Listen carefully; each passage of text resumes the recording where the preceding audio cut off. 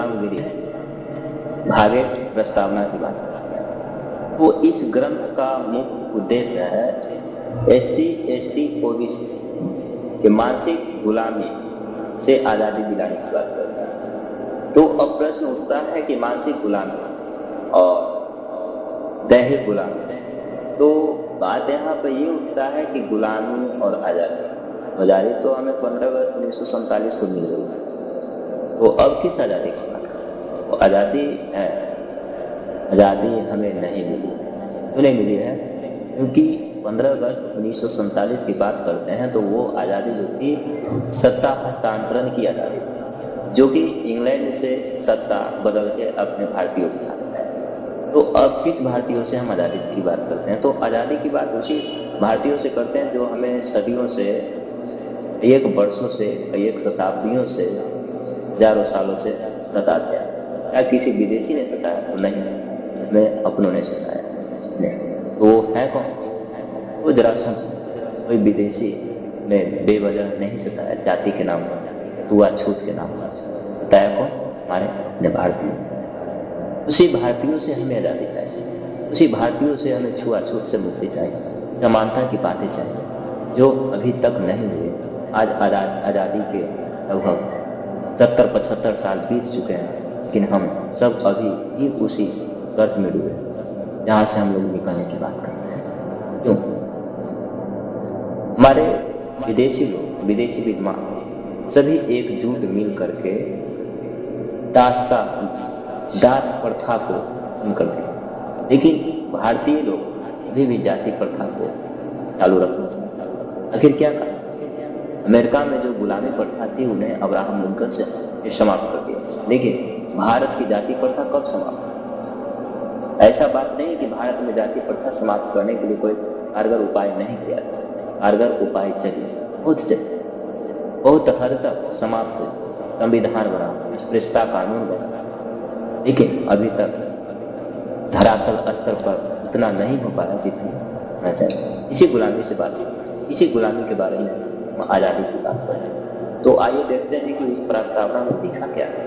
तो प्रस्तावना में लिखा है कि क्या हम सब यानी SC ST OBC माइनॉरिटी के सदस्यों को स्थिति सुधरी, आज़ादी की बात नहीं सुधरी। क्यों? तो 1947 में आज़ादी तो मिली थी, तो आज़ादी के बाद क्या स्थिति होनी चाहिए? सबों को समानता के अधिकार, नौकरी, रोजी रोजगार, शिक्षा, स्वास्थ्य सभी को मिलना चाहिए, लेकिन नहीं। क्या समानता आई? नहीं। क्या नौकरी मिली सभी? नहीं। किस आज़ादी की बात करते हैं? हमें आज़ादी ना बेहतर नहीं मिला जितना हम लोग चाहते हैं। फिर देखते हैं आगे क्या लिखते हैं।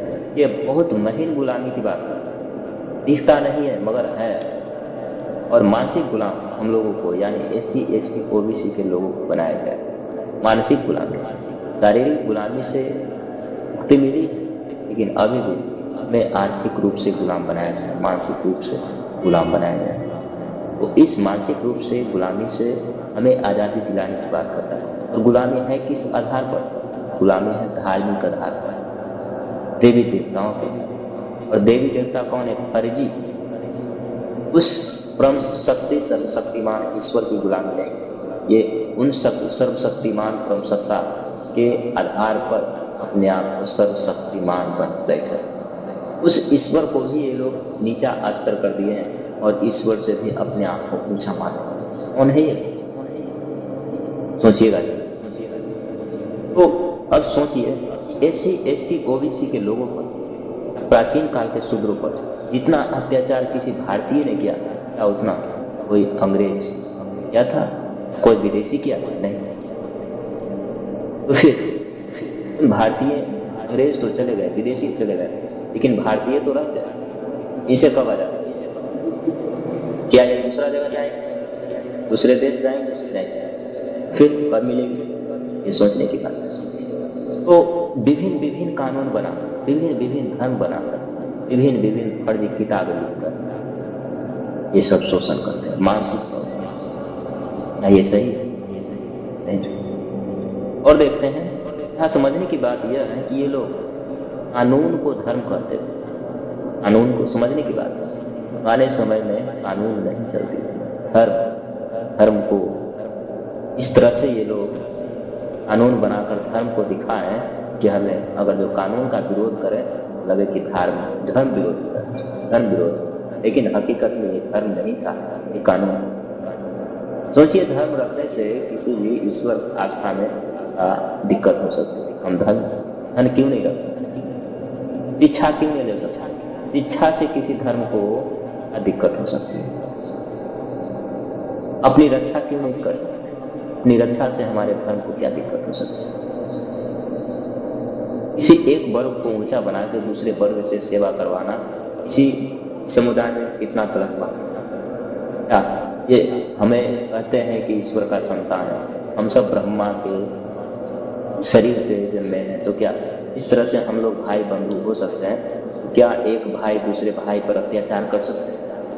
ये भाई का धर्म है? फिर कैसे इन्हें भाई बने? इस आधार पर सोचने की बात और है। अगर कोई करे भी तो इसे क्या कहा, कानून के विरोध करना, क्योंकि कानून गलत हो सकता। बात रही कि ये लोग उसे बदला विकास से करवा तो धर्म के नाम इनकी गुलामी का जड़ ही अखंडवाद, अंधविश्वास, झूठ पर टिका हुआ, वर्ण व्यवस्था पर टिका हुआ, जाति पर टिका हुआ, रक्त की शुद्धता पर टिका हुआ। इन्हीं आधार पर ये लोग